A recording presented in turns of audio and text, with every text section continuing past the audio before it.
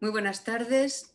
Quiero empezar dando la bienvenida a todos y a todas y gracias a los participantes de este panel sobre la novela de Marta López Luaces titulada El placer de matar a una madre. Gracias a Ángel Esteban, Pilar Fraile Amador, Damián Leandro y Antonio Muñoz Molina por su presencia y por haber aceptado ser parte de esta reunión. Gracias también a Jane Marcus Delgado y al programa en Latin American, Iberian and Latino Cultures del Graduate Center por su apoyo y generosidad al cedernos este espacio de encuentro. Las intervenciones se harán en orden alfabético, así que empezaremos con Ángel Esteban, seguiremos con Pilar Fraile, Damián Leandro y terminaremos con Antonio Muñoz Molina. Antes de sus intervenciones les presentaré con una breve biografía y cuando acabemos las intervenciones daremos paso a la sesión de preguntas y respuestas. Y quisiera dar paso diciendo primero unas breves palabras sobre la novela. El placer de matar a una madre relata y retrata de una forma impresionante y excepcional la cruda realidad de los psiquiátricos femeninos durante la dictadura de Franco. La trama de esta novela se ubica en los últimos años del franquismo, años en los que todavía la mujer estaba condenada en su gran mayoría al servilismo, la invisibilidad, la resignación, el silencio, el sometimiento o la subordinación. Está inspirada en hechos reales y esta novela relata magistralmente la historia de Isabel, su protagonista, una joven de provincias internada en uno de estos sórdidos y oscuros centros tras confesar que había sido la autora del asesinato de su madre. Allí conocerá de primera mano la humillación, el maltrato sin fin, la burla, el desprecio, la tortura física y, por supuesto, la tortura mental y emocional. El matricidio era de los peores hechos que podrían ocurrir. ¿Cómo se puede matar a una madre sin que haya habido indicios de una mala o violenta relación entre madre e hija en el pasado? Porque Isabel no estaba loca. De hecho, la mayoría de las internas no sufrían de ninguna enfermedad mental, sino que habían sido internadas por no ser lo que la sociedad esperaban de ellas, ya que eran homosexuales, alcohólicas o madres solteras, es decir, no encajaban con el modelo femenino de la época, pero no eran enfermas mentales. Sin embargo, acababan en los psiquiátricos al emplear contra ellas la ley de vagos y maleantes, y así se libraban de ellas. No encajaban en la sociedad franquista y se las internaba para curarlas y hacerles un bien. Y lo quiero dejar aquí para dar paso a los invitados y empezaremos, como hemos dicho, con Ángel Esteban. Ángel Esteban es catedrático de literatura hispanoamericana en la Universidad de Granada desde el 2009 y visiting professor en las universidades de Delaware desde el 2003, Montclair State desde el 2009 al 2015 y en Brown desde el 2019. También ha sido profesor invitado en más de 30 universidades europeas, americanas y asiáticas. Realizó su doctorado en la Universidad de Granada sobre la influencia de Becker y Martí, por el que recibió el Premio Extraordinario de Doctorado y con el que fue finalista del Premio Casa de las Américas y del Premio de la Academia Sevillana de las Buenas Letras. Ha realizado 20 ediciones de obras clásicas y ha publicado 2 libros de poesía. Su primera novela, publicada en el 2016, se titula La estirpe de Babel. Entre sus numerosas actividades, dirige desde hace 11 años en la Universidad de Granada el Máster Oficial en Estudios Latinoamericanos. También ha dirigido 22 tesis doctorales y ha participado en programas de máster y doctorado de diversas universidades, además de la de Granada. Así que bienvenido, Ángel, y cuando quieras. Muchas gracias, Nuria, por esta presentación y por esta invitación. La verdad es que yo siempre que tengo algo que hacer en Nueva York, aunque sea virtualmente, estoy encantado de ello porque, bueno, he estado muchas veces ahí, conozco la universidad y agradezco a la Universidad de la Ciudad de Nueva York esta invitación y conozco mucho también a Marta, la autora de la novela de la que vamos a hablar. Bueno, ella la hemos invitado a Granada, ella ha hablado en Granada. También yo he trabajado en su universidad unos cuantos años y por eso pues para mí es una gran alegría poder estar aquí con todos vosotros hablando de esta novela porque además conozco en profundidad la obra literaria de Marta López Luaces. No solo la conozco como como profesora, como académica, como escritora en cuanto a la crítica literaria o la crítica académica, sino también como escritora, como poeta. He leído sus obras poéticas y su primera novela y veo que hay una serie de diferencias grandes entre su obra anterior y esta última obra, que es la que vamos a comentar. Yo agradezco que Nuria haya explicado un poquito el argumento y el sentido de la obra, porque así no tengo que entrar en eso y voy directamente a lo que quiero. Y es que me parece que es muy interesante. Para mí, cuando yo recibí esta novela, la recibí al poco de publicarse, pues me llamó mucho la atención y me sorprendió muy gratamente, porque era un cambio de registro en todo lo que yo había leído de Marta anteriormente. Yo había leído su poesía y su poesía tiene muchos elementos culturalistas, tiene mucha influencia, por ejemplo, de la poesía norteamericana del siglo XX. Es una poesía con muchas intertextualidades, digamos, con un nivel cultural muy elevado, y es una poesía que en el fondo está, no es que esté escrita pero sí que está concebida muy en un sentido para que lo entiendan sobre todo los poetas, para que la gustan sobre todo los poetas y la gente que está cultivada en el mundo de la poesía. Con la primera novela pasaba algo parecido, ¿no? Como es distinto, pero también era una novela muy simbólica.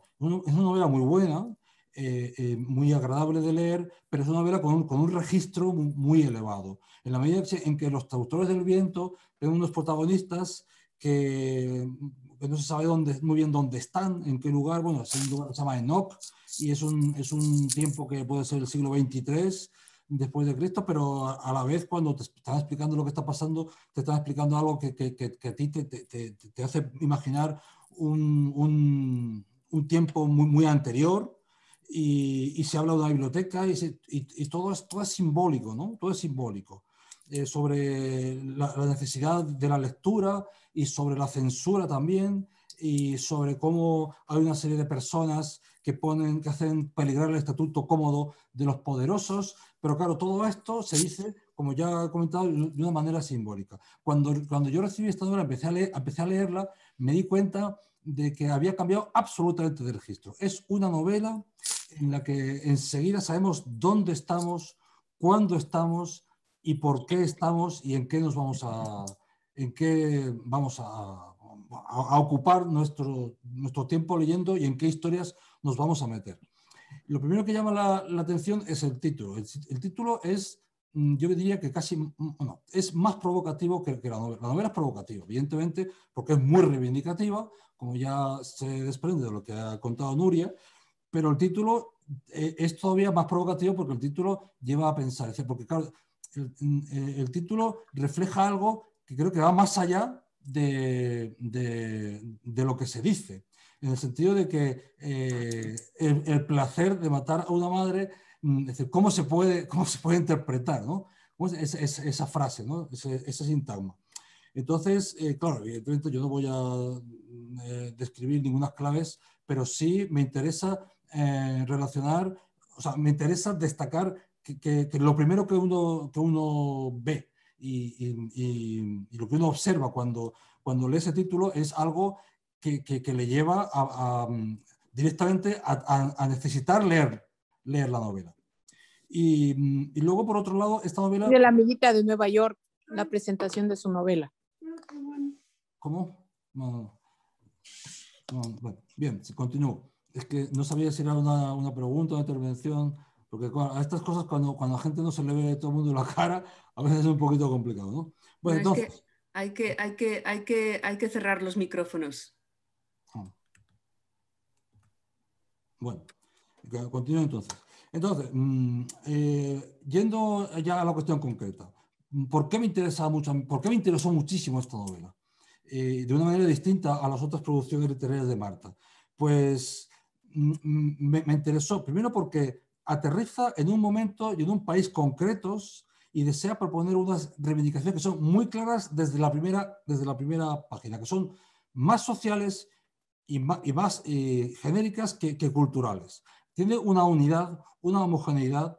Es una novela que va al grano en todos sus elementos, porque todos todo lo que hay en la novela, toda la construcción de la novela, el estudio, digamos, la descripción de los personajes, lo que les ocurre a los personajes, todo contribuye a una denuncia común y la hace muy atractiva.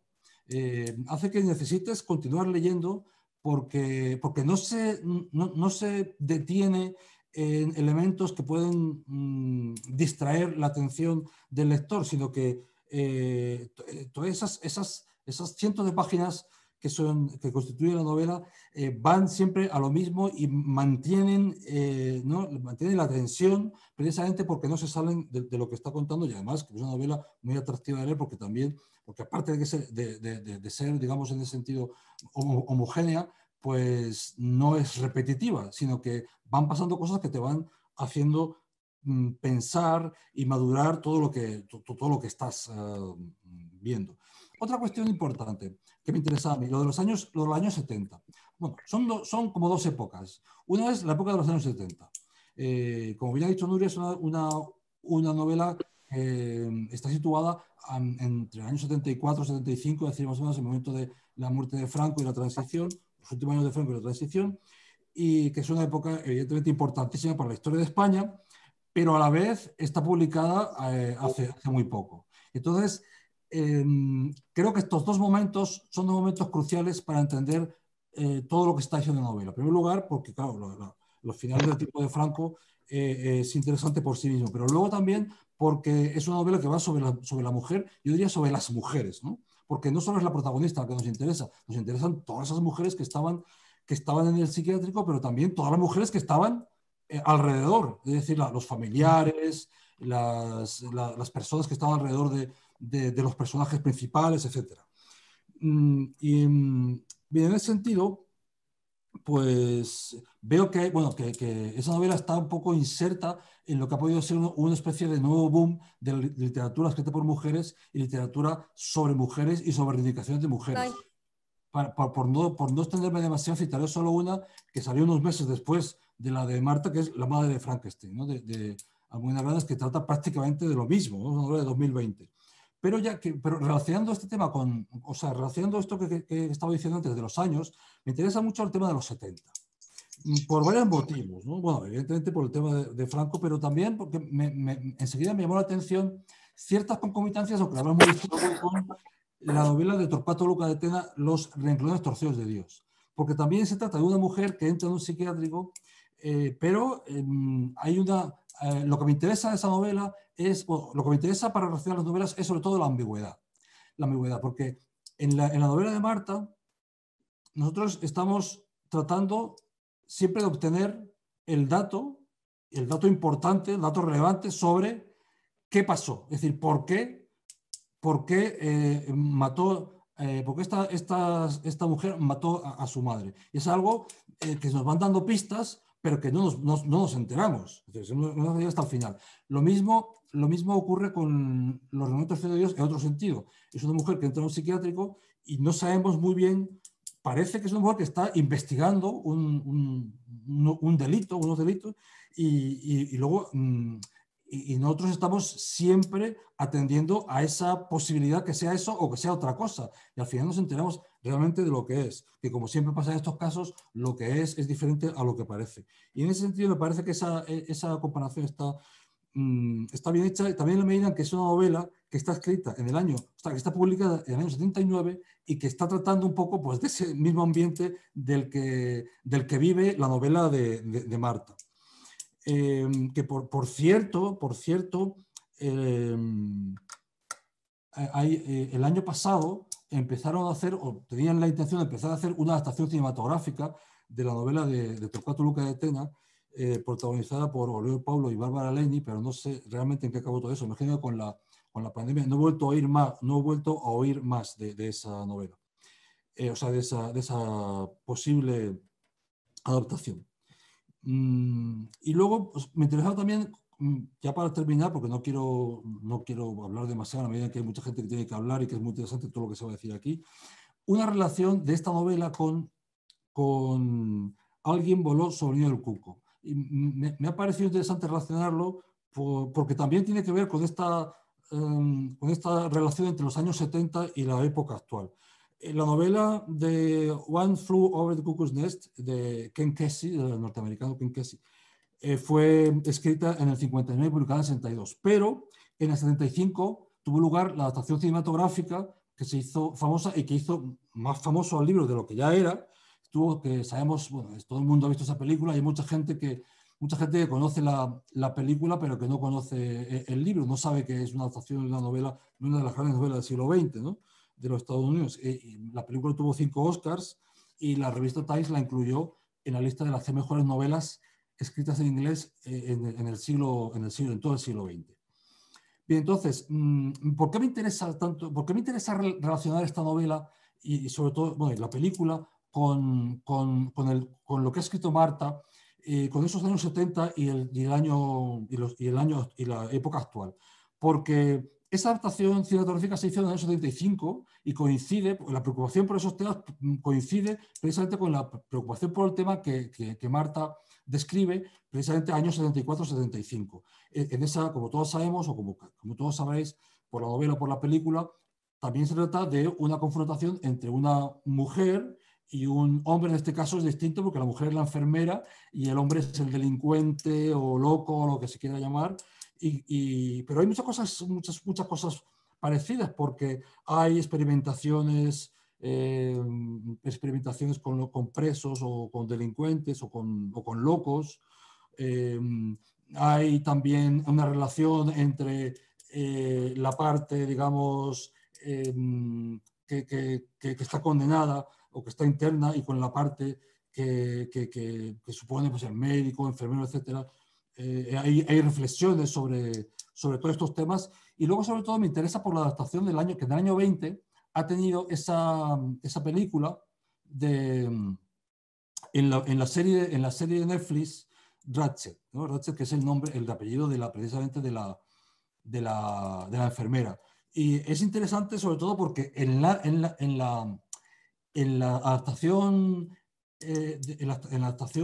actual del año 20, en esa serie de 8 capítulos, pues se amplía un poco el espectro y en ese sentido los problemas que se tratan, o algunos de los problemas que se tratan que no se trataron en la película ni en la novela, actualizan el tema y lo llevan por donde ha ido Marta. Es decir, el tema del lesbianismo y en general de la homosexualidad, el tema de la independencia de la mujer, la capacidad de las mujeres para influir en su entorno social. En el caso de la novela de Marta es como esta mujer que está ahí, que tiene una cierta cultura, una cierta educación y que tiene un carácter, que tiene pues esta mujer cómo influye en el médico, cómo influye en las demás presas o las demás internas y cómo influye en general en el entorno del psiquiátrico, que igual pasa en esta serie actual, como la enfermera que entra, cómo su actividad afecta a todo el colectivo de una manera muy clara. Es decir, se amplifica el tema de la mujer, ¿verdad? Y se amplifica sobre todo por el tema de las cuestiones de género. Y en ese sentido me ha interesado mucho, ¿no? También se habla del problema de las adopciones, de los robos de niños, toda esta cuestión de la educación de la mujer, son temas interesantes que aparecen en los dos y que me ha hecho reflexionar para ver cómo se ha puesto al día ese tema desde muchas maneras diferentes, en diversas culturas diferentes. Y por eso, pues yo quiero, para finalizar, dar la enhorabuena a Marta por esa novela que me ha encantado y que creo que todo el mundo debería leer. Y ahora que estamos aquí, más de 60 personas, aprovecho para hacerle propaganda, porque es una gran novela y creo que por ahí es por donde tienen que ir los tiros digamos, en las reflexiones actuales sobre muchos de estos temas. Muchas gracias. Gracias. Gracias, Ángel.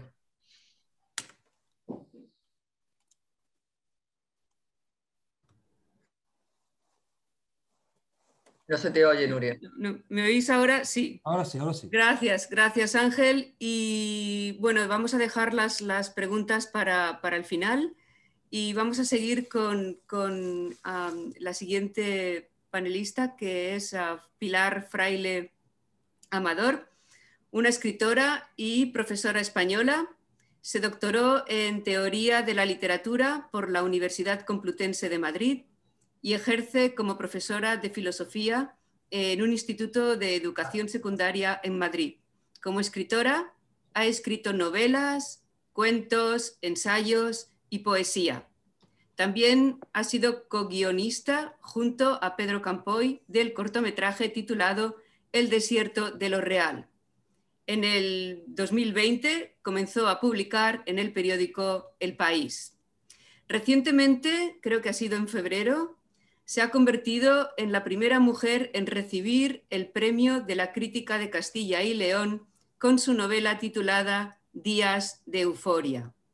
Este premio es otorgado por el Instituto Castellano y Leonés de la Lengua, galardón que reconoce al mejor libro publicado por un autor de la Comunidad Autónoma de Castilla y León. Y si no me equivoco, en los 19 años que tiene de vida este premio, Pilar Fraile ha sido la primera mujer galardonada. Así que muchas felicidades y cuando quieras. Hola, muchas gracias, Nuria. Bueno, gracias sobre todo por invitarme a la mesa redonda sobre este libro fantástico de Marta, y gracias a la Universidad de la Ciudad de Nueva York por hacer de anfitrión del evento. Y bueno, y a todos los participantes y los que estáis aquí, ¿no?, con nosotros. Bueno, yo voy a intentar también ser breve porque, en fin, sabemos que estas reuniones no son como las reuniones presenciales y se hacen un poco más pesadas. Entonces voy a ir un poco al grano, si nos importa. Vale, y voy a plantear lo siguiente. A mí me han parecido muchas cosas muy interesantes de la novela de Marta. No creo que las pueda comentar todas ahora en estos minutillos, ¿no?, que habíamos pensado. Quizá luego otras salgan en el debate. Pero digamos que lo que más me ha llamado la atención, y me parece que quizá el valor, o quizá es solo mi interpretación de la novela, pero bueno, vamos a ver si lo justificamos esto. Es que, por supuesto, como decía Ángel, Marta se ha puesto un pie a tierra con esta novela y ha hecho una novela, digamos, que la puede leer el gran público, lo cual es muy difícil de hacer, y tiene esto un enorme mérito. Pero además tiene más mérito esto todavía, teniendo en cuenta la temática que trata la novela y la temática de fondo. Porque a mí me da la impresión, no sé si Marta estará de acuerdo, luego cuando hablemos nos lo contará, de que la novela tiene toda esta temática de los psiquiátricos en el franquismo, digamos, la situación de la mujer y de otras personas también, ¿no?, en esta época de la historia de España. Pero me parece que, aunque ese es, digamos, la temática más evidente, hay otra temática de fondo más profunda, que es contar esa estructura del franquismo, que es muy difícil de contar desde hoy en día. Bueno, siempre ha sido difícil de contar, porque además tenemos aquí un problema, como todos sabemos, bastante terrible con este asunto. Entonces, claro, lo primero que te tienes que planear como escritor, si tú te metes en esto, es cómo lo hago. Y yo creo que Marta lo ha resuelto muy bien por los motivos que ahora voy a pasar a plantear. Creo que ella ha planteado algo así como un cuento de terror. Es decir, tenemos nosotros una dificultad tremenda de entender las cosas que pasaron. Muchas se ocultan y muchas se olvidan por muchos intereses que ya conocemos, etcétera, etcétera, pero muchas también porque creo que es que no somos capaces de tragarlas. Ángel ha mencionado muchas películas y novelas que tienen concomitancias con la novela de Marta, y a mí me venía a la mente continuamente, cuando estaba leyendo la novela, una película que en realidad es una película fantástica, que en principio no tendría mucho que ver con esta novela, que es El laberinto del fauno. A mí esa película me pareció maravillosa, precisamente porque consigue lo mismo que Marta consigue en este libro, que es contarnos el cuento de terror del franquismo, porque es que no nos lo creemos.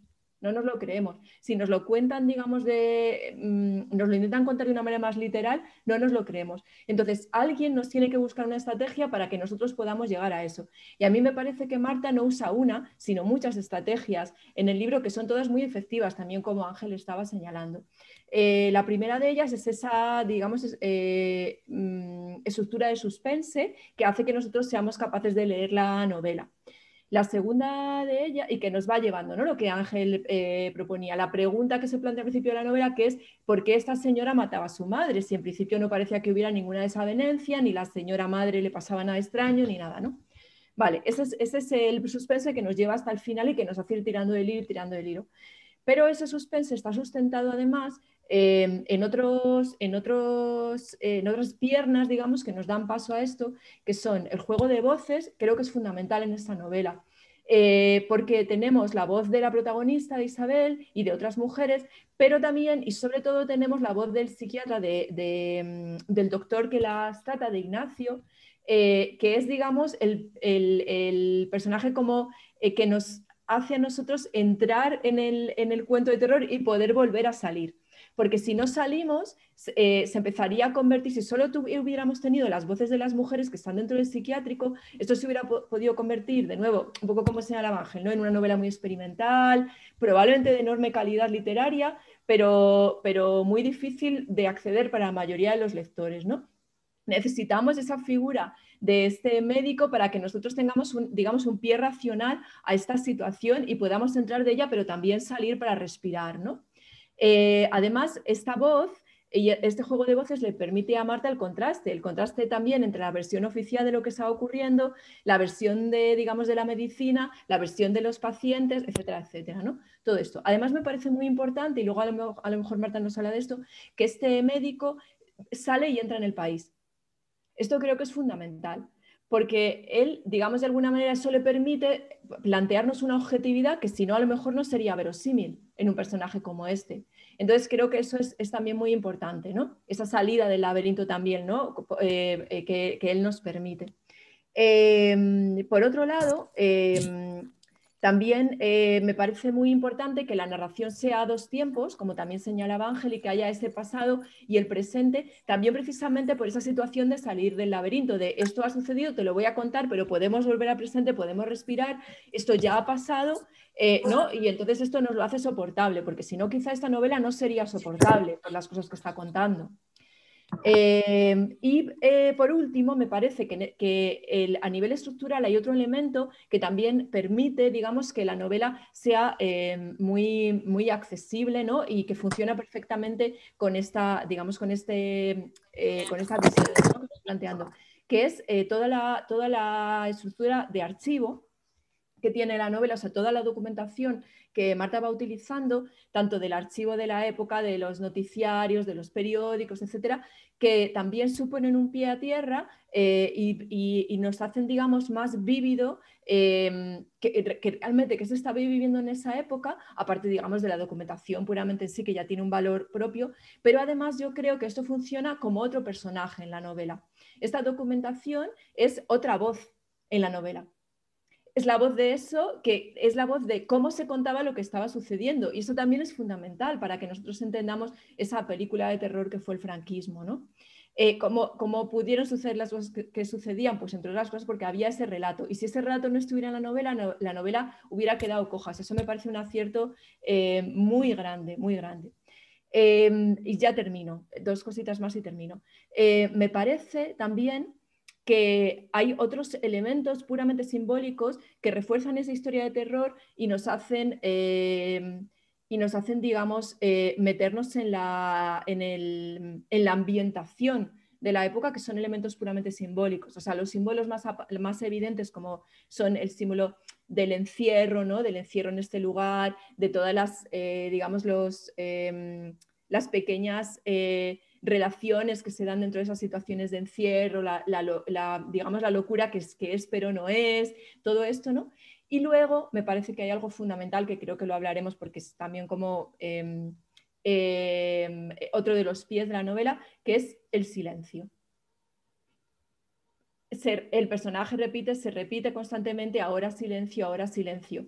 Creo que ese silencio se convierte también en otra especie de personaje, es otra presencia dentro de la novela y creo que sin él también sería imposible entender lo que estaba sucediendo en esa época. Finalmente, ya con eso termino, creo, como decía al principio, que la novela de Marta no se puede interpretar solo como una denuncia de qué sucedía con las mujeres en los psiquiátricos, etcétera, en el franquismo, sino que se puede interpretar con qué sucedía con la población, qué sucedió con la población en esa época tan oscura y de alguna manera ese psiquiátrico sería una metáfora de qué le estaba sucediendo a todas las personas que vivieron ese momento histórico en España. De alguna manera todos los que estaban allí estaban metidos en ese manicomio. hasta aquí, muchas gracias. Enhorabuena, Marta, por la novela. Gracias, Pilar. Lo leíste muy bien, gracias. Excelente, muchas gracias, Pilar. Y como hemos dicho, dejaremos las preguntas, etcétera, para cuando terminemos con todas las intervenciones. Vamos a seguir ahora con Damián Leandro Sarro.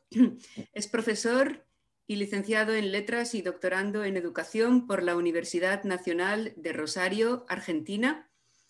Ejerce como docente en el taller de Sexualidad y Salud Sexual en el área Literatura de la Extensión de Adultos Mayores de la Universidad Nacional de Rosario y es catedrático en el Instituto Superior de Profesorado. Entre sus publicaciones destaca el ensayo La refulgencia del Bicentenario o el mito de Pigmalión, que resultó ser el tercer Premio Nacional del Bienal Premio Federal año 2011 en la categoría Letras Ensayo Breve. Y también es autor de la novela Flagelos íntimos, publicada en el 2018. También ha coordinado talleres de lectura para adultos y ha sido jurado permanente del certamen literario de la Feria del Libro de Villa Constitución, Santa Fe. Escribe además para distintas revistas académicas y medios de comunicación. Así que bienvenido, Damián, cuando quieras. Bueno, también adhiero a los saludos y a los agradecimientos a la Universidad de la Ciudad de Nueva York, a los colegas y a las colegas. Y bueno, es un placer estar hoy en este espacio, al cual agradezco profundamente. Bueno, como en tercera etapa que me toca comentar, estoy feliz de haber escuchado muchas coincidencias, así que las voy a saltear por una cuestión de tiempo, pero adhiero a este juego de voces que mencionaba Pilar y también he tomado nota lo que dijo el profesor Ángel Esteban referente al título, el impacto del título por las cuestiones de los tabúes y esta impronta que lleva como a corromper las normas y la concepción que uno tiene de la maternidad y todo lo que implica el asesinar a una madre. Así que bueno, eso adhiero y lo sostengo. Entonces, lo que creo pertinente en la lectura que he realizado, encontrar diferentes capas textuales muy diferenciadas dentro de la novela, que por un lado es el desarrollo de los acontecimientos, el devenir de los personajes y sus voces, como la de la protagonista, Isabel, que bueno, está por la cuestión ahí de su madre y encerrada en el hospital psiquiátrico, la del doctor Ignacio, el psicólogo de nosocomio, y también, por otro lado, tenemos otra de las capas que son las anotaciones que el doctor realiza de forma particular, a modo de bitácora, que es fácilmente identificable por la grafía, por la bastardilla. Hay una escritura que toma un matiz íntimo y profesional a la vez, una carga de confesionalidad que yo la considero muy, muy relevante para el estado psíquico-emocional de la paciente. Es un resumen que nos hace de su situación. Ay, yo no aparezco, qué bueno. Nos adelanta procedimientos o acciones que van a seguir su evolución y que nosotros como lectores estamos expectantes. Por último, encontramos los titulares o fragmentos noticiosos del ABC, que es un diario conservador por antonomasia, de índole político-gubernamental que nos sitúa, nos recuerda y nos ancla en el periodo franquista de mediados de los 70. Entonces se me ocurrió, digamos, hay una representación de la lectura de un hojaldre del discurso, que es lo que después va a devenir y propone esto de las capas de la cebolla de Roland Barthes en El susurro del lenguaje. Esta idea del texto barthesiano, que es una multiplicidad de voces y de capas que no tiene un centro y una periferia, sino que son una infinitud de lecturas o de fragmentos, situaciones que se superponen tanto en forma paralela como transversales.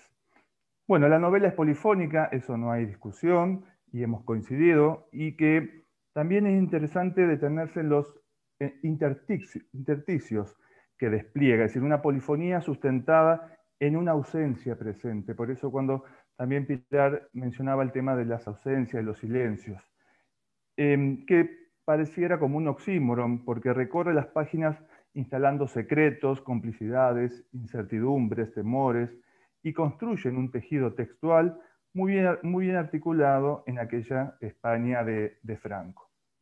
Bueno, entonces esto nos lleva a suponer una idea de procedimiento estilístico que podríamos denominarlo como una poética del espejo. ¿Por qué una poética del espejo? Y quiero detenerme en el último, digamos, sustantivo acá, en la cuestión del espejo. Las represiones y limitaciones propias del gobierno franquista se generaban dentro de un microuniverso hospitalario donde residía la protagonista, una clave de lectura factible, digamos, de ser sostenida no solo por la línea de interpretación, sino también por una referencialidad textual. Y bueno, cito como una de las frases: ahora sé que bajo las dictaduras el silencio es el modo más afectivo de ocultar y marginalizar a aquellos seres incómodos para el régimen, de la página 39. La ignorancia y la barbarie son grandes aliados de las dictaduras, página 189. Bajo las dictaduras todos somos pacientes y todos somos celadores, de la página 279. Entonces esto nos lleva a conjeturar que la España de Franco se reflejaba dentro del hospital, es decir, las reglas de juego de aquel lugar se correspondían con las de aquella España de los 70. Bueno, hay muchas más citas que no quiero para no alargar la exposición, pero esta poética del espejo, donde digamos, ahí se puede percibir que la diégesis mantiene una correspondencia de similitudes con el contexto extraliterario. Puede rastrearse en varios hitos de la ficción argentina, que es, bueno, el ámbito donde quizás tengo más trayectoria. Y ahí en la literatura argentina podemos rastrear desde El Matadero, de Esteban Echeverría, ya en 1871, un texto póstumo, publicado póstumamente, Historia de Arrabal, de Manuel Gálvez, de 1922, o Tinieblas, de 1923, de Elías Castelnuovo. Es decir, entonces la polifonía, aludida que hemos comentado y en la cual creo que hemos coincidido, junto con la idea de un microuniverso del hospital, con sus propias normas, sus complicidades y secretos, implica un juego de intertextualidad inherente que sugiere al lector un abanico de interrelaciones literarias. Y más aún en esta poética, digamos, del espejo. Se desprenden matices interpretativos que son factibles de vincular con dos ficciones totalmente distintas, pero que en la cosmovisión de mi lectura la he podido aunar, que es La salud de los enfermos, de Julio Cortázar, del año 66, y Prohibido morir aquí, de Elizabeth Taylor, del 71. Es decir, hay un juego intertextual ahí. No digo que las tramas sean similares, pero en esta clave de lectura he podido traer a colación. Bueno, por último, la novela de López Luace es polifónica, ya lo dijimos, en el sentido de otorgar voces a mujeres silenciadas durante el franquismo, mujeres acalladas, de todas formas posible, y física y subjetivamente, y eso también quiero rescatar, esa presión, esa coerción que se da a nivel del cuerpo, pero se da a nivel de las subjetividades. Una polifonía que excede los cuerpos y a los nombres propios para erigirse en la representación de una minoría cuya, digamos, presencia podía alterar este statu quo de aquella época rígida, de mano de hierro, represiva, y que también no hay que olvidar que con la venia de la Iglesia Católica como institución. Entonces, este aspecto es sumamente relevante cuando sabemos que esta ficción está basada en hechos reales, y también es de considerable importancia a la hora de afianzar nuestra clave de lectura desde esta perspectiva de la poética del espejo. Hay represión, sometimiento, autoritarismo, humillación, indiferencia sociofamiliar, son tópicos que recorren las páginas y la superficie de la novela. Por último, El placer de matar a una madre es una apasionante e intensa novela de género, yo la puedo ubicar con muchos rasgos de género histórico, y que conjuga matices de un crudo realismo con dos caras, la social y la psicológica, con un fundamental ingrediente de feminismo que también el profesor Esteban ha hecho referencia, al cual adhiero. Y en esta simbiosis, digamos, es donde se levanta, se erige la poética del espejo. Y también, como contracara, hay un sentido figurado del no reflejo del otro. Es decir, acá hay como un bloqueo de ese espejo, paradójicamente, porque hay un no reflejo del otro, un otro sometido, un otro despojado de dignidad, un otro desubjetivado de su rostro. Y hay citas muy importantes, digamos, con mucha densidad de sentido y significativos, como por ejemplo ya de la página 4, sus rostros eran como máscaras. También de la página 18, viendo aquellas fotos, entendí el motivo de que ocultaran su cara. No era para esconder su vergüenza, sino la de otros. Acá hay un rígido aislamiento social y psicológico propulsado desde el Estado y hacia aquellas internas como, bueno, de la hija hacia su madre, ocultando, borrando, justamente el rostro. Hay una cita de la página 280. Le puse la almohada sobre el rostro y la apreté la almohada. En la página 281 también, el tema de la almohada y del rostro. Es decir, hay como un borramiento de esa subjetividad representado desde el rostro que va en contra de lo que uno espera del espejo, es decir, de ese reflejo, llámese del alma o de la interioridad de una persona que se materializa en el rostro. Acá esa poética del espejo viene a obturar la subjetividad que puede salir del interior de uno, es decir, llámese espíritu, alma, idiosincrasia, personalidad. Así que bueno, creo que esa polifonía no solo apunta a la cuestión de los personajes y de las distintas voces que pueblan la novela, sino también en la polifonía que despierta a uno como lector o como lectora en el cruce intertextual con distintas, digamos, escrituras, principalmente del siglo XX o principios del siglo XXI. En el ámbito argentino contemporáneo reciente, también lo puedo vincular con las dos novelas póstumas de Aurora Venturini, Las amigas y Las primas, que es lo último que se ha publicado y que está en esta línea, Rara, de Natalia Cito, o las novelas de Ariana Harwick, que son pequeños microuniversos donde se condensan estas problemáticas. Para finalizar, también extiendo el saludo y el abrazo a Marta, porque gracias a ella también estoy acá y ha facilitado que yo pueda disfrutar de este trabajo literario que es inagotable. Así que gracias también y bueno, es lo que tengo para comentar. Gracias a ti, Damián.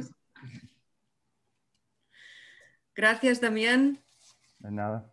Vamos a dar paso ahora a nuestro cuarto panelista, Antonio Muñoz Molina, un escritor español, académico de número de la Real Academia Española y honorario de la Academia de Buenas Letras de Granada.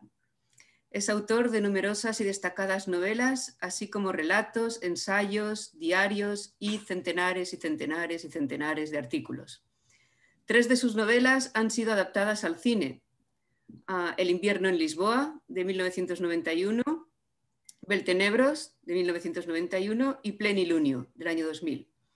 No tendríamos tiempo si tuviéramos que mencionar los títulos de su ingente labor, por la que ha sido además galardonado en numerosas ocasiones. Por ejemplo, en 1987 ganó el Premio de la Crítica y el Nacional de Narrativa por la novela El invierno en Lisboa, y en 1991 ganó el Premio Planeta por El jinete polaco, novela por la que vuelve a obtener el Nacional de Narrativa al año siguiente. Y estos son solo unos ejemplos de más de una veintena de premios y reconocimientos en su haber. En el 2013 fue galardonado con el prestigioso Premio Príncipe de Asturias de las Letras en reconocimiento a su labor creadora y de investigación y por su contribución a la cultura universal en el campo de la literatura. Así que bienvenido, Antonio, y cuando quieras.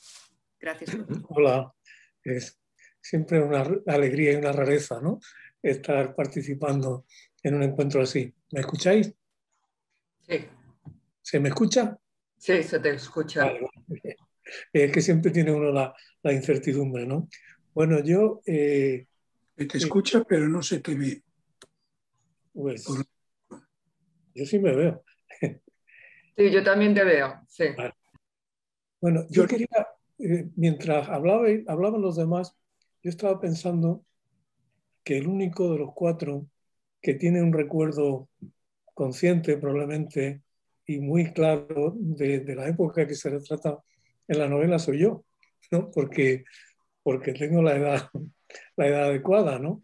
Entonces eso me hace verla de una cierta manera y me hace leerla de una manera que yo creo que me ayuda a comprender mejor la novela y a calibrar el modo en que la novela retrata una cierta realidad que para mucha gente viene de las lecturas o viene pero que para mí, como joven hiperpolitizado precozmente en los años 70, es una realidad muy, muy clara, muy cercana, ¿no? Entonces eso, claro, me hace más consciente de algo que es fundamental en la novela, que es un elemento, por una parte, digamos, de contenido, pero por otra parte, formal, de gran importancia, que es el marco temporal. La novela tiene dos tiempos, ¿no? Está el marco temporal del relato, que empieza en un presente mucho tiempo después de los hechos principales, empieza en ese presente, además empieza de una manera muy, muy atrapadora, muy apasionada, ¿no? Con ese hombre que ve esa imagen, ¿no? Por casualidad en una manifestación, ¿no? Y luego al final vuelve a ese presente, ¿no? Y en medio está todo el recuerdo de aquel tiempo, ¿no? Esa es una parte de la estructura, ¿no? Otra parte de la estructura es un marco temporal estrictamente preciso, que yo creo en el que Marta ha puesto mucho esfuerzo de ser muy exacta, porque el marco temporal va desde el atentado contra Carrero Blanco a finales del 73, el 20 de diciembre del 73, hasta la muerte de Franco, ¿no?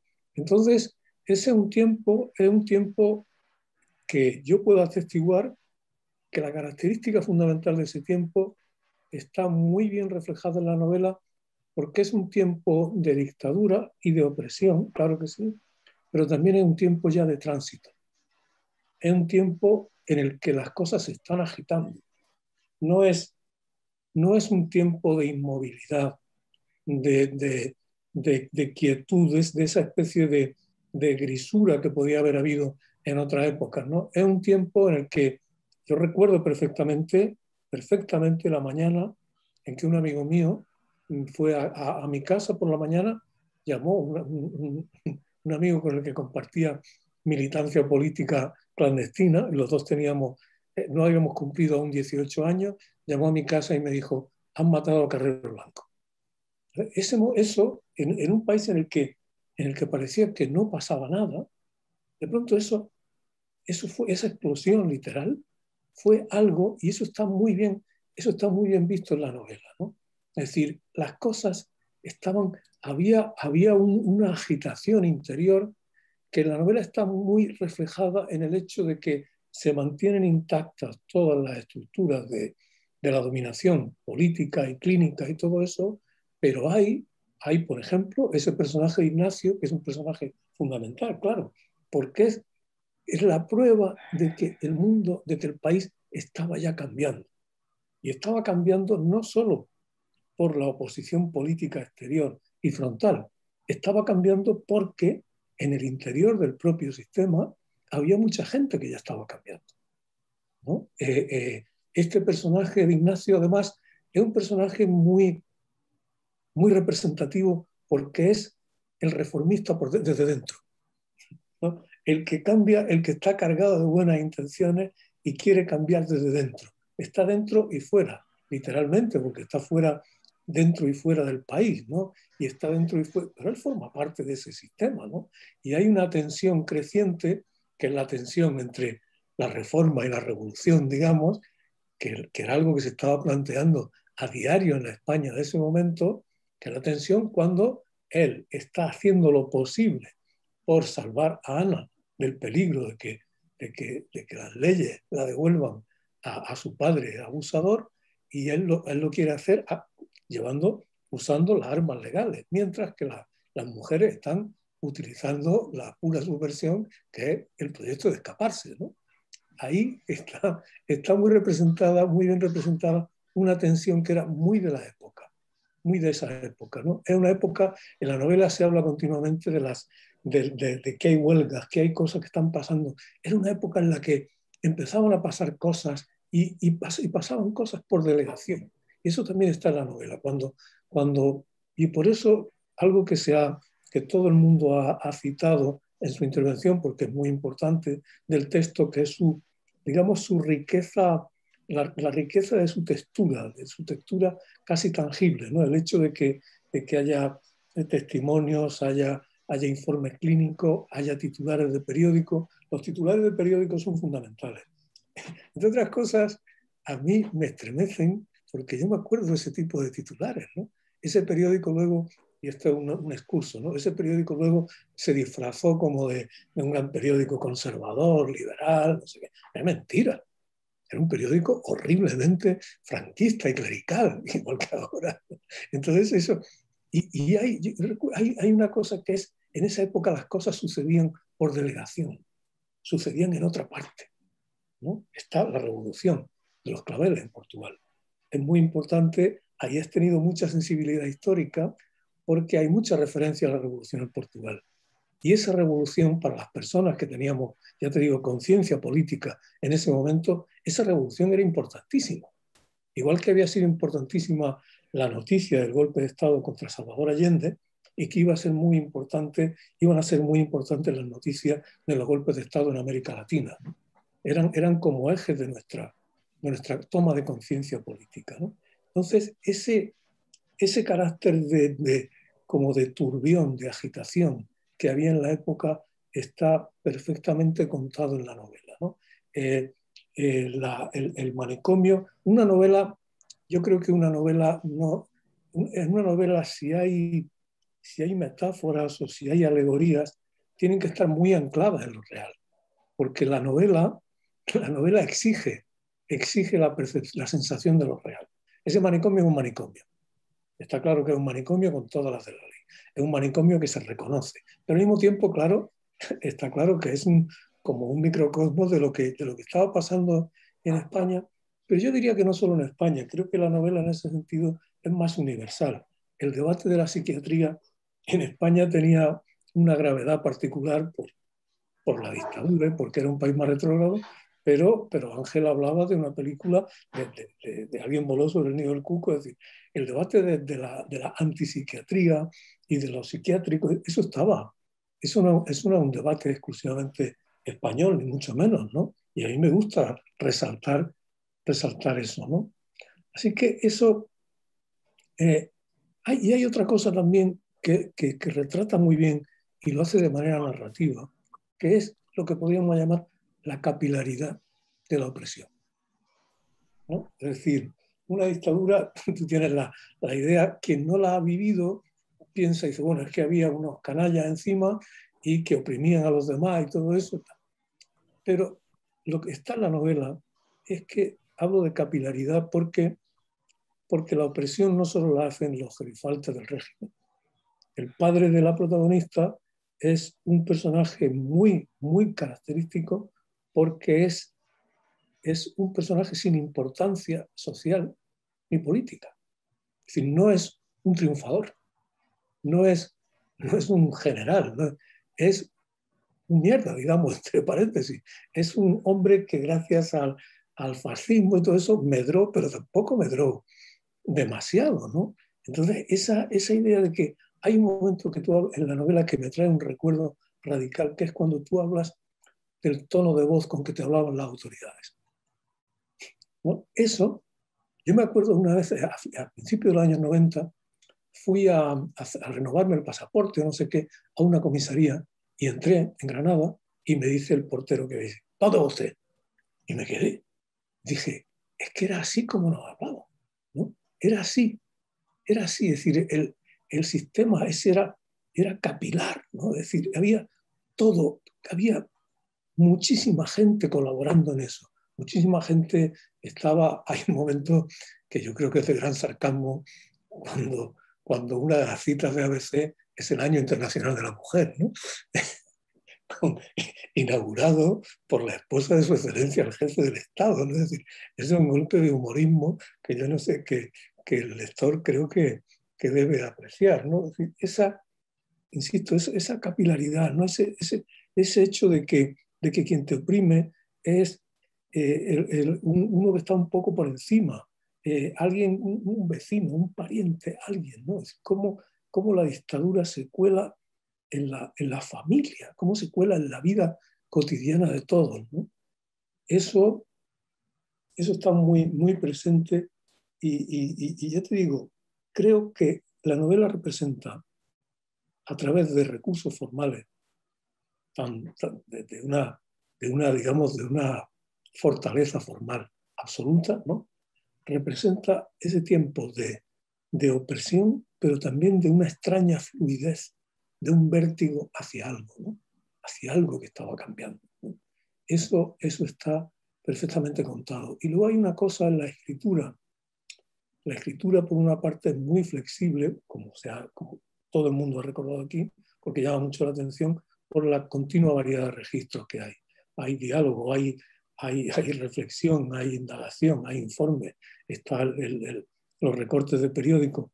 Y hay momentos en que de pronto la sintaxis se vuelve convulsa y se acelera en momentos de tensión fundamental, ¿no? Cuando ella, por ejemplo, piensa en la muerte, en cómo fue la muerte de su madre, cuando ella se encuentra en esa escena terrible en la celda de castigo, ¿no?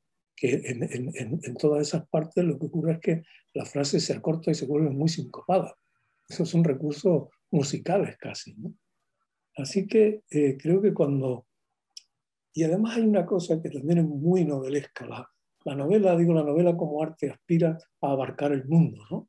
Entonces, la novela abarca tanto tiempo, ¿no? Abarca eso entre el 73 y el 75, pero entre aquella época y el ahora, en el que una mujer se manifiesta sin miedo en una ciudad contemporánea, y en el que además hay una cosa, claro, que es fundamental, que es el papel del escribir, ¿no?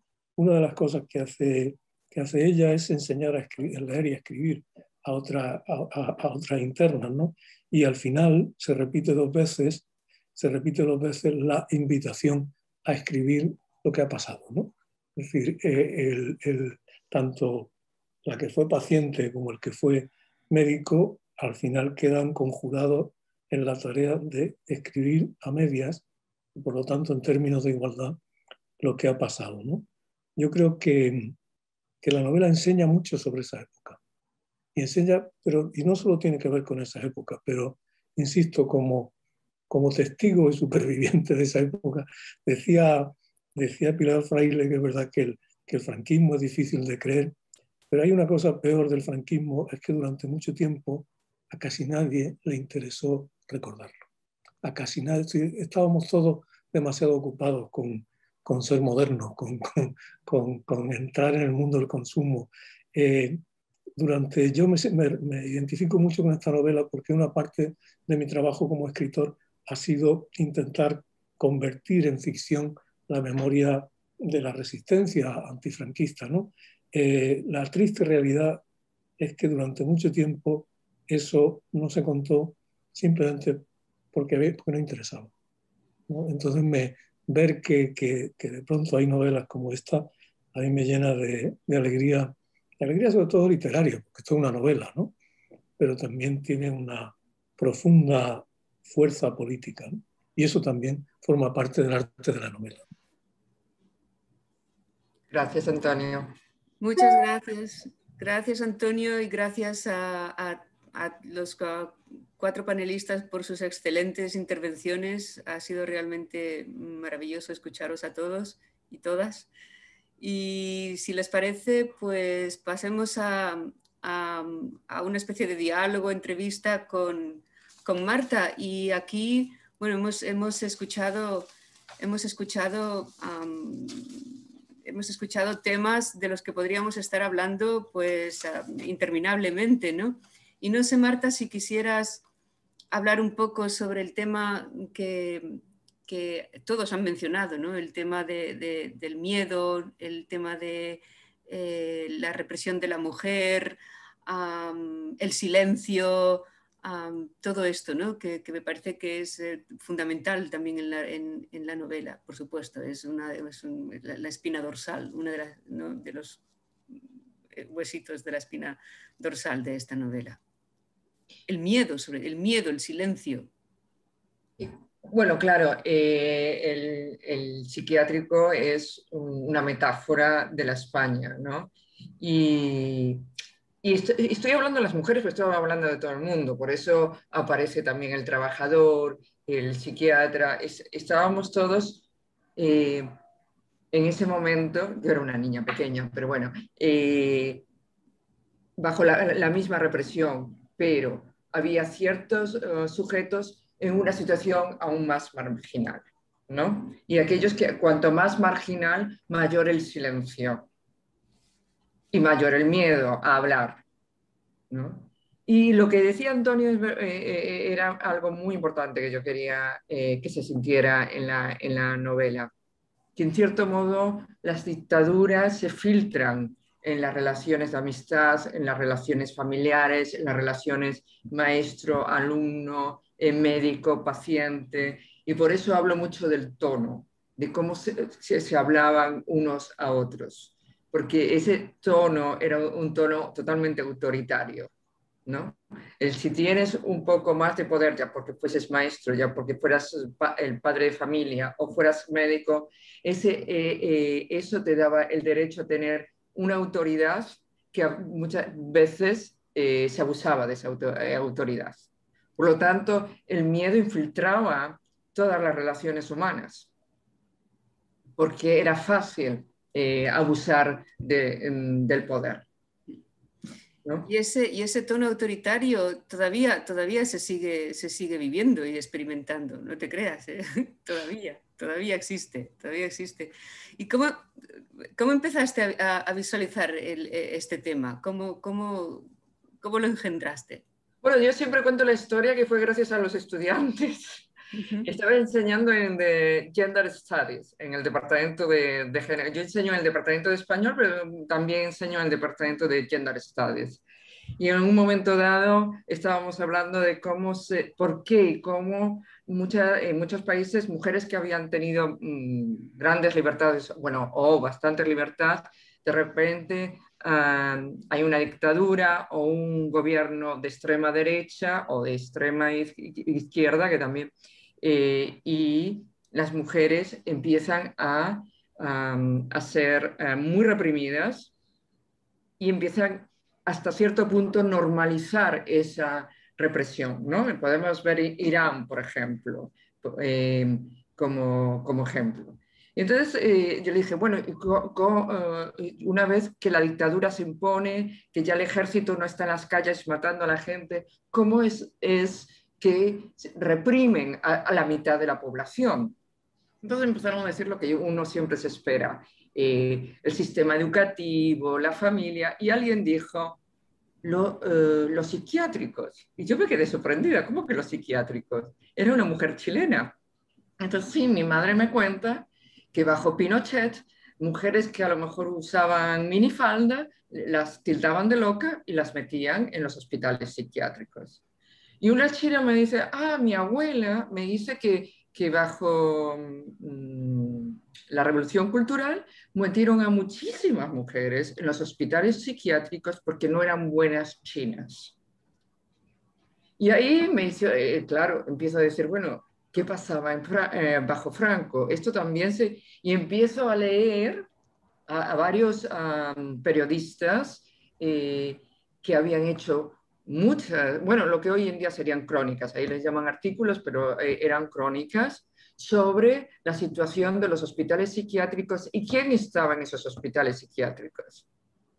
Y en muchos casos no tenían nada que ver con problemas mentales, eran mujeres que habían tenido hijos fuera del matrimonio, mujeres con depresión, todo tipo, porque cualquiera, en ese momento había una ley que no necesitaban el permiso del paciente para meterlo en el hospital psiquiátrico. Ni siquiera de la familia, podía ser un alcalde del pueblo, podía ser el cura el que te metiera en un hospital psiquiátrico. Y eso era una ley de la República, de hecho, de 1931, que después bajo Franco se manipuló muchísimo para meter homosexuales, para meter a algunos por razones políticas, pero en los pueblos montones de casos de mujeres que quedaban embarazadas y el alcalde o la familia por vergüenza las metían al hospital psiquiátrico y después daban el hijo en adopción. Así que ahí hay varios casos que se cuentan, ¿no? Entonces empecé a hacer toda esta investigación y me quedé asombrada de lo que pasaba. Primero, el horror que eran esos hospitales psiquiátricos, pero segundo, a quién metían en muchos casos en esos hospitales psiquiátricos. Y también, como han dicho tanto Ángel como Antonio y Pilar, esto, lo que se representa en esta novela no es algo exclusivo de la historia de España, sino que también puede interpelar a personas de otros países, regiones que hayan vivido también bajo... En los Estados Unidos, los afroamericanos con el hospital psiquiátrico tuvieron una experiencia muy similar. Y en el sur parece ser, ya que me puse a investigar, empecé a investigar, y en el sur lo que llamaban white trash, a las mujeres que también muchas terminaron en hospitales psiquiátricos. Así que los hospitales psiquiátricos también fueron empleadas, sobre todo en los años 20, 30, y después volvió a resurgir en los años 50. Y también fueron varios periodistas que empezaron a denunciar esto, y entonces se cambió en toda la actitud, ¿no? A lo que debería ser un hospital psiquiátrico, ¿no? Pero lo que decía Antonio es verdad, cómo se ha empleado la psiquiatría a veces como control de la sociedad, no es solo español para nada, y no es solo, desgraciadamente, en gobiernos dictatoriales, como hemos visto también en Estados Unidos, a poblaciones muy marginales también se ha empleado la psiquiatría como modo de control. Pues me gustaría abrir el espacio para preguntas bueno, quien tenga algo que preguntarte, algún comentario, preguntas tanto de los panelistas como del público. Pueden hacerlo pues levantando la mano o simplemente escribiendo en el chat, o en fin, a ver cómo lo podemos manejar. No sé si alguien tiene alguna pregunta.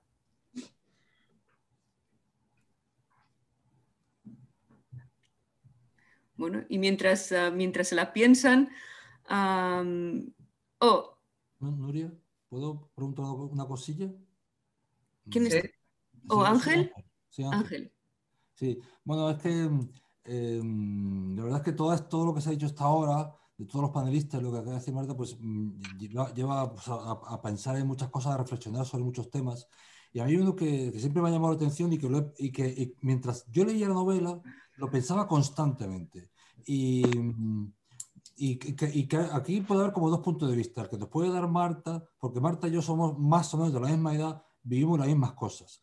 Yo la verdad es que personalmente me enteré de poquísimo lo que pasó en esos años, porque, bueno, aparte de que era pequeño, en mi casa la política, digámoslo así, no era una cosa demasiado importante en esos, digamos, principios de los 70, en la medida en que pues yo con mis padres no hablaba de política porque yo era un niño, ¿no? Entonces hablábamos de otras cosas. A mí me interesaba el fútbol y poco más.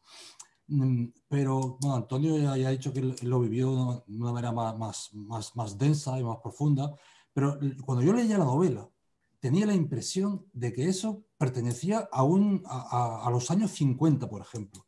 Tenía miedo que una cosa tan horrorosa, como se ha dicho aquí también, lo ha dicho Pilar muy bien, una cosa tan horrorosa que parece una novela de terror, a mí me da la impresión de que estaba leyendo algo anterior. Y yo no lo ubicaba en mi infancia, Es decir, y es verdad lo que dice Antonio, que junto con la potencia, la fuerza de la dictadura y el horror de la dictadura, había una efervescencia de otra cosa que se ve muy bien en la novela a partir del atentado a Carrero Blanco, pero por lo que a mí se refiere, o por lo que yo sentía en esa época, no tenía la impresión de que hubiese cosas así, ¿no? Es decir, no sé si la experiencia de Marta es esa, o si es una cosa que ella ha ido madurando con el tiempo y con lo que ha investigado en estos últimos años. Bueno, yo era muy niña, ¿no? Entonces, realmente he tenido que madurarlo y investigarlo mucho. Cuando me empiezo a investigar esos años, me doy cuenta que la transición no empezó después de que murió Franco, la transición empezó antes, ¿no? No solo por las manifestaciones, que había cantidad de manifestaciones, sino porque ya esa juventud que ya no había vivido por suerte la guerra ni la posguerra, quería y estaba absorbiendo todos estos nuevos modos de ver el mundo que venían de Europa, de Estados Unidos, y por eso el psiquiatra va y viene. La gente ya empezaba a salir a Francia, bueno, no tanto a Portugal, mucho a Francia, Europa, y venían con muchas ganas de vivir en España lo que se estaba viviendo fuera. Pero yo como niña, claro, era muy pequeña para estar consciente de todo esto que estaba ocurriendo. Además, yo soy de A Coruña, y que es un poquito, digamos, bueno, todos los españoles ya lo saben, para qué explicar, muy conservadora, muy, ¿no? Entonces, no, yo creo que ahí no se notaba mucho, y ya te digo, yo era muy niña, no lo creo, pero tal vez en Madrid, en Barcelona, en ciudades más grandes también probablemente hubiese, aún siendo niña, lo hubiese sentido más porque las manifestaciones en esas ciudades eran verdaderamente grandes, ¿no? Pero así como fui investigando me di cuenta que desde dentro también ya se estaba pidiendo cambios, y cambios profundos, ¿no? Por eso también estoy hablando del problema que hay entre los dos presidentes antes ¿no? Porque de ahí que estamos viendo que aún mismo dentro del sistema se estaban pidiendo ya cambios profundos, que había que modernizar el país. El país no, y por eso también las discusiones entre la monja y el psiquiatra, ¿no? La división entre la ciencia y la religión. España y la psiquiatría seguía un modelo muy que habían nacido, ¿no? En España a través de la religión, con la teología. Y ahora, y eso implicaba, la verdad, que no se había desarrollado. Y después, bueno, Vallejo, que había estudiado bajo los nazis, trae toda esa ideología a España. Y Vallejo fue el psiquiatra oficial del franquismo, ¿no? Entonces, todo eso viene y un poco está en esa lucha entre la monja y el psiquiatra, ¿no? Entre modernización, la ciencia modernizada, o aún filtrada a través de la religión. Gracias, Marta. Tengo aquí un par de preguntas más, una pregunta de Sara Liguori, pero me parece que ya la comentaste un poco antes. Ella quiere saber qué fue lo que te inspiró a escribir esta novela, pero creo que ya lo has comentado. Sí, más o menos cuando estuve hablando con los estudiantes, la verdad que los estudiantes a veces que yo tengo las clases muy preparaditas y hasta sé lo que me van a preguntar y de repente me da un comentario, una pregunta y me sacan totalmente de lo que estaba, de mi perspectiva y me abren, eso es lo lindo de enseñar, ¿no? Me abren a otras ideas, otras perspectivas y eso es lo que produjo, ¿no? Que esta muchacha me dijera, bueno, los hospitales psiquiátricos como forma de control, ¿no? Y ahí empecé a tirar del hilo y empezó todo esto, ¿no? Luego tengo también al señor Ángel Zorita que quiere hacer una pregunta. ¿Sí? Adelante. Pero necesita abrir el micrófono.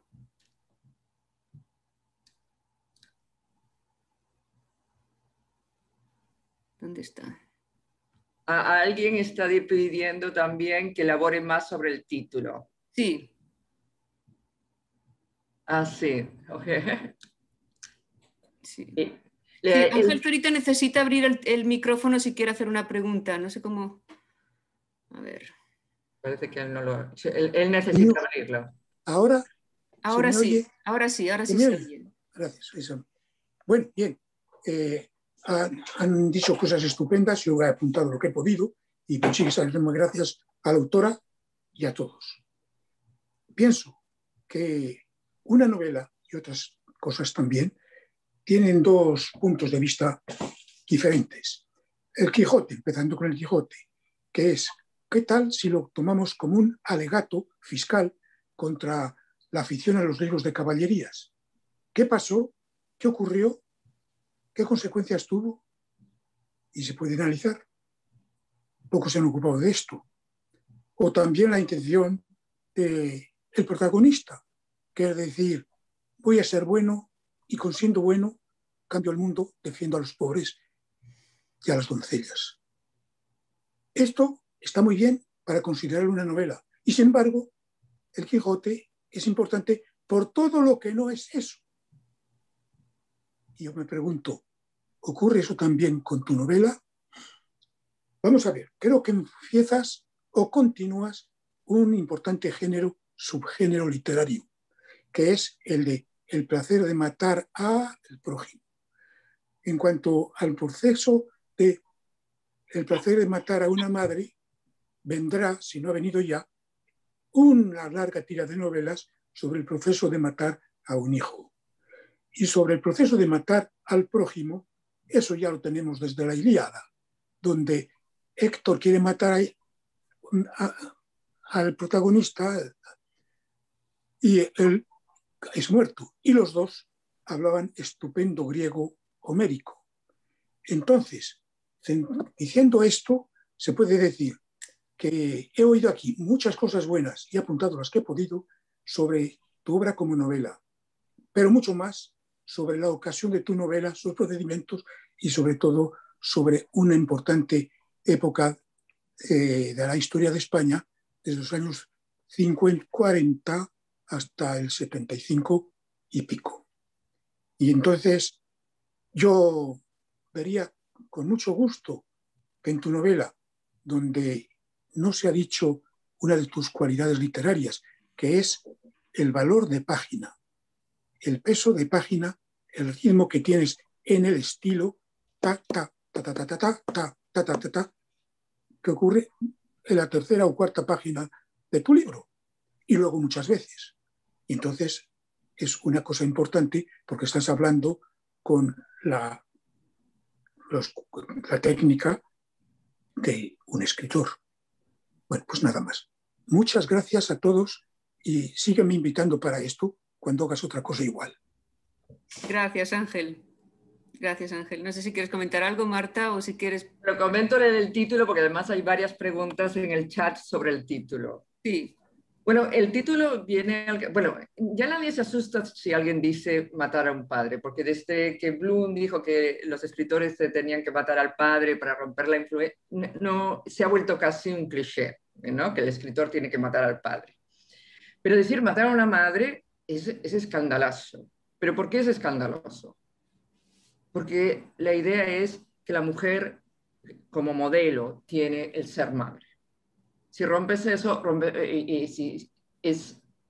está rompiendo un estereotipo verdaderamente muy fuerte. Eso por un lado. Pero por otro, para mí era importantísimo que se entendiera que había que romper el modelo de mujer que se había creado bajo Franco. La mujer sumisa, la mujer de su casa, la mujer que puede estar casado con este hombre, pero se calla la boca y aguanta. Y lo que pasó en esa transición, antes de era que ya estaban rompiendo con ese estereotipo de mujer. Estaban matando ese modelo. Y algunas mujeres terminaron en el hospital psiquiátrico por eso mismo, por no seguir ese modelo. Entonces, el título, metafóricamente, hay una mujer que mata, sí, pero metafóricamente estaba hablando más sobre la idea de que había que matar ese modelo para imponer otro modelo, para imponer otros modelos, donde la mujer pudiese, además, funcionar mejor dentro de una democracia. Ese modelo de mujer bajo la dictadura no puede existir bajo la democracia. No funciona.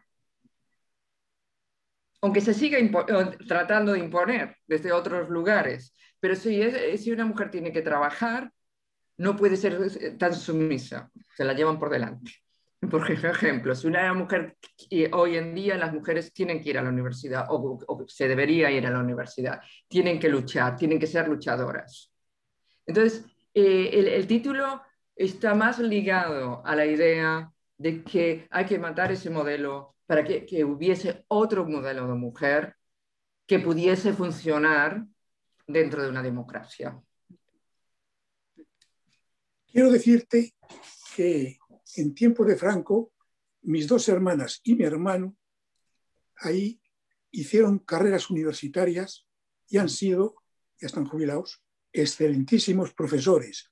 Mi hermano contribuyendo a que una humilde facultad de veterinaria en León se transformara en una decente universidad que es hoy, incluso un poquito demasiado grande, según algunos. Bueno, pues eso ocurría. Y en la Facultad de Filosofía y Letras no podías dar un paso sin tropezarte con chicas porque estaba totalmente, la facultad de entonces, de filosofía, llena de mujeres. De modo que a esta protagonista tuya, cuando yo leo la novela, digo, pero bueno, métete en Filosofía y Letras, hay algo, tienes poco dinero, hay becas y libros, ¿verdad? Se puede hacer algo. Cierto, de modo que, pero total, ahora tú estás en tu perfecto derecho de escribir, cuando es un alegato, que sea bueno, que es el deber de un fiscal.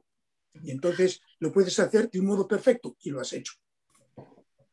Ahora, era muy común, desgraciadamente, que si una familia tenía varios hijos, varones, y tenían hijas, y no tenían dinero, sobre todo en provincias donde no había universidad, que tenían que vivir en otra ciudad para ir a la universidad, muchas veces los padres decidían mandar al hijo porque él iba a ser el cabeza de familia y iba a tener que mantener la familia.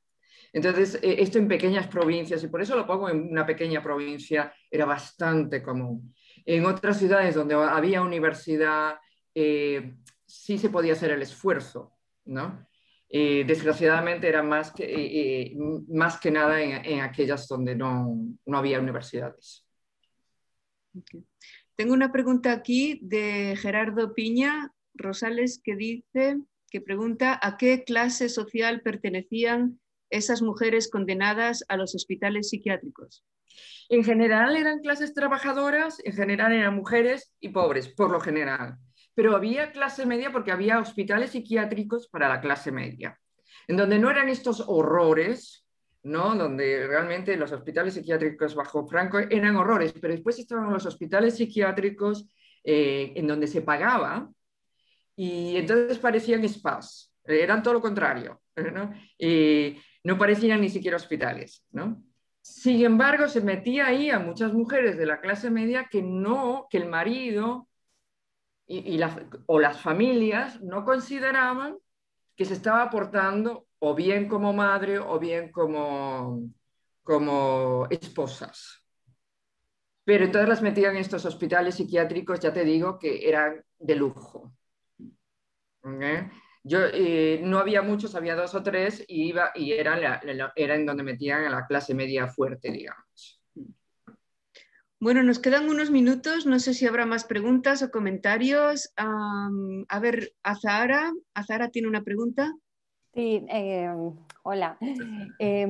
Marta, yo te conozco sobre todo como poeta y me interesa mucho que hayas elegido el formato novela para contar esta historia. Y te quería preguntar por qué una novela, también eres académica, por qué en una investigación académica, o sea, ¿qué es lo que tiene este género que te ha llevado a contar la historia utilizando las técnicas de la novela? Bueno, yo he escrito Los traductores del viento, que es mi novela anterior, y un libro de relatos, La Virgen de la Noche, así que no es ¿no? Pero yo, por ejemplo, la poesía, y la gente que lee mi poesía, es verdad, me dice que soy muy... Me gusta usar la poesía para experimentar con el lenguaje, jugar con el simbolismo, las metáforas. Cierto, eso un poco suelen ponerme en culturalista. Yo no creo en ninguna de esas categorías, digamos, ¿no? Creo que la novela es mucho más pegada a la tierra, digámoslo así, ¿no? Sobre todo cuando toca temas como este. Porque en Los traductores del viento toco el tema de la inmigración, pero es verdad lo que decía Ángel, en Los traductores del viento, que está el tema de la inmigración. También empleo la idea de la traducción, la inmigración como traducción, y sí hay mucho simbolismo ahí. Pero en este no, quería contar una historia basada en las vidas de estas mujeres, y quería que la gente volviese a ese momento, sobre todo en este momento en que la gente está yéndose a los extremos. La extrema derecha en todas partes, no solo en España, está tomando tanta y tanta fuerza, y yo creo que es un poco porque la gente ha querido olvidar. No, esto no pasó, o no era tan malo. No sabes cuántas veces yo he oído, no, es que Franco era un dictador, pero no era muy malo, no, era muy suave, ¿no? Entonces, creo que es importante, sobre todo en este momento, decir, no, esperen, esto era lo que estaba pasando, ¿no? Y lo peor no era que estuviera un policía ahí, lo peor para mí era, cuando voy a revisar todo, es cómo la dictadura se infiltra en todas las relaciones humanas, ¿no? La agresividad, el tipo de violencia familiar, institucional, estaba en todas partes, ¿no? Hay otra pregunta, a ver, de Richard Solís. Si Richard Solís tiene alguna pregunta, tiene la mano alzada. Sí, buenas tardes. Gracias por la presentación. Muy bien. Me encontré con un libro que me fascinó desde que lo vi. Es Julio Busquets. Él habla sobre los golpes de Estado en España, y me recordó mucho esta parte cuando él dice que los largos años en las prisiones, las palizas, las torturas, la represión sexual, el atenazamiento de la cultura, el genocidio cultural de todo lo que no fuera castellano parlante. Me impactó esa parte, y con lo que entiendo ahora durante la charla, necesito su libro, doctora, primero. Luego, él dice aquí, y esto lo dijo en 1982, por último, en España aún no se ha hecho una crítica pública y amplia de los errores del franquismo, tal como se hizo en Alemania e Italia al caer el fascismo, o en Rusia y China tras las muertes de Stalin y de Mao. ¿Cuál es esta parte, este texto, puede ser aplicado ahora en España? Yo creo que aún nos cuesta mirar a ciertas cosas, ¿no? Por ejemplo, lo que toco por encima, pero creo que se tiene que hablar y ver más, es el robo de niños. ¿Qué pasó ahí? Aún hoy en día no lo sabemos. ¿Okay? Se sabe que a la republicana se les sacó los niños y se les dio en adopción, se metieron... Pero después continuó. Ya no por razones políticas, probablemente por razones económicas, pero España no ha mirado y es ¿quién? ¿Cuándo? ¿Por qué? no se ha hecho una verdadera investigación porque es demasiado horrible. La verdad es, yo cuando me enteré me quedé fría que mi propio país hubiese hecho semejante cosa. Entonces creo que han pasado ciertas cosas bajo Franco que los mismos españoles no quieren encarar en este momento, no pueden. Es demasiado duro, es demasiado difícil. Y lo digo como española. Miro atrás y digo, Dios mío, se hizo esto a estas pobres mujeres. Cuento el caso, y es un caso real, lo cuenta el psiquiatra, de esta pobre mujer que vivía en un pueblo de Almería, y esto está basado en lo que dice Enrique Duró, que es un psiquiatra muy importante en España. Esta pobre mujer se queda embarazada del novio, el novio es un ricachón del pueblo, entonces le pide, tiene el niño, nadie le quiere dar trabajo, le pide ayuda económica al novio, el novio va al alcalde, deciden meterla en un psiquiatra, dar al niño en adopción. Esto en 1967. Enrique Duró, el psiquiatra, la encuentra en 1974 en el psiquiátrico. Y a ella ya no le importa los años que pasó ahí, perdí. Lo único que quiere saber es dónde está su hijo. Bueno, nunca lo encontraron. Entonces, claro, tú empiezas a mirar esos casos y es horrible, es una historia que no quieres, es muy difícil, pero hay que hacerlo. Una para que no se repita, pero otro yo creo que para sanar esas heridas, ¿no? Las heridas históricas también hay que sanarlas. Tengo otra pregunta de Gerardo. Pregunta si conocías el caso de Leonora Carrington.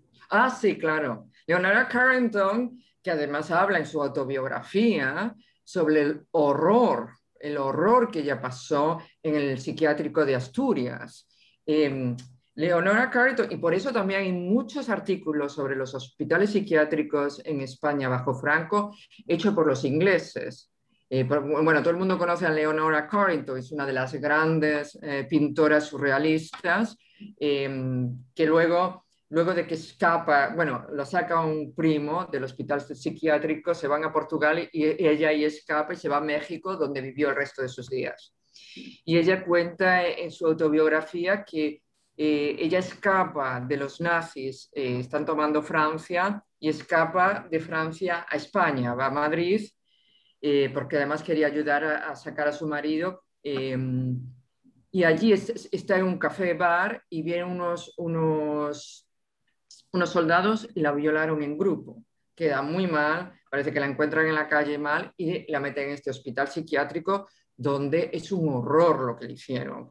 Hasta le metieron una de esas inyecciones que le paraban el corazón por unos segundos, porque creían los psiquiátricos españoles bajo la idea de Vallejo que si el paciente se moría unos minutos, tenía tocaba, digamos, o estaba un momento con Dios, y entonces eso podría curar la enfermedad mental. Ella cuenta eso como un verdadero horror. ¿No? Entonces, sí, eso también lo estuve leyendo mucho sobre ella para también ver lo que eran los hospitales psiquiátricos en la España de bajo Franco. Sí. Y ya una última pregunta de Karel Machado, que pregunta cómo la neutralización del género hoy día puede influenciar en la comprensión de tu novela, es decir, ¿le agrega o quita la importancia al papel de la mujer en la sociedad de ese entonces? Bueno, yo creo que no, que en ese momento, y por eso digo, todo el sistema reprimía, pero reprimía a unos más que otros, a los pobres más que a la clase media y claro, y a los ricos mucho menos. El género era de una gran importancia en ese momento porque los roles estaban tan sumamente definidos. Ahora, en ese momento el género podía ser tan represivo para la mujer, bueno, no tanto, pero también para el hombre. Por eso también pongo el hermano. El hermano tenía que estudiar ingeniería porque iba a ser padre de familia y el hermano no quería tocar el violín, ¿no? Entonces, como el papel de los géneros era sumamente importante y es sumamente importante en todas las dictaduras, ¿no? Por eso la heterosexualidad era tan importante, por eso se castigaba tanto todo tipo de homosexualidad, lesbianismo, homosexual, bisexual. Entonces, no se puede naturalizar en este tipo de novela y en este tipo cuando se mira este tipo de gobierno, porque el género es una forma de represión. Muy bien, y ya me preguntan que ¿dónde se puede conseguir tu novela? Bueno, en España en cualquier librería, aquí en los Estados Unidos está en McNally. Bueno, se puede conseguir por Amazon, aquí todo se puede conseguir por Amazon, también la novela. En Latinoamérica se puede conseguir en ebook o por Kindle. En México se puede conseguir por Amazon. En algunos países que está Amazon se puede conseguir Amazon. Sé que en México sí. Así que depende en dónde estés. Pero en Estados Unidos se puede conseguir en la librería de McNally, aquí en Nueva York, o por Amazon. Muy bien, pues si no hay más comentarios o preguntas, solo me queda agradecer, por supuesto, a Ángel, Esteban, Pilar Fraile, Damián Leandro Sarro y Antonio Muñoz Molina por su presencia y sus excelentes presentaciones, al Graduate Center por habernos ofrecido este espacio. Gracias, Jane, y por supuesto pues a todos los que han participado, a todos los que han venido, a todos los que se han encontrado con nosotros y en fin, ha sido un placer veros a todos y escucharos. Gracias a todos. Muchas gracias. Muchas gracias, Nuria. Muchas gracias. Gracias a vosotros. Muchas gracias, Marta. Gracias. Te pido que hagas una conferencia parecida a esta para celebrar tu poema Después de la oscuridad, que vale la pena como obra literaria y no como comentario social. Tiene mucha filosofía, desde Heráclito, pues todos los demás, hasta todos. Por eso te animo, y no lo digo porque no ocuparía más de un minuto. Tengo una versión que hice de la copia que tú me mandaste. Muchas gracias. Te hice copia en papel y leería un poquito, pero son 5.000 palabras. ¿Hay tiempo para eso? Me parece que no. Me parece que no, que nos tenemos que ir porque ya nos hemos pasado del tiempo debido, así que, pero te agradezco mucho tu comentario y a la próxima. Gracias, Ángel. Gracias a todos, la verdad. Hasta pronto. Gracias. Hasta pronto. Gracias a todos. Adiós.